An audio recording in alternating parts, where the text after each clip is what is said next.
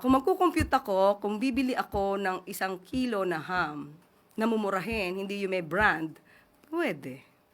Ham lang. Wala po si spaghetti. Depende kasi. Depende yan eh. Kung anong bibilin mo. Ano ba ang balak mo? Kasi di ba may nabibili naman na nakapack na yung pang chop suey. Mura lang yun. Tapos bumili ka ng bihon, toyo. Pero ma'am, tama po ba na dapat pagkasyahin yung 500, lalo na po ngayon na nakaranas po ang bansa ng kalamidad? Ulit-ulit, kung dapat pagkasyahin. Pagkasyahin yung 500 na pang Noche Buena, lalo na nakaranas sa mga... At ito ba yung kwentuhan na lang tayo? Depende, kasi kung yun lang naman ang kaya ko. Okay, ma'am. At kaya ko namang tumingin sa mga may discount.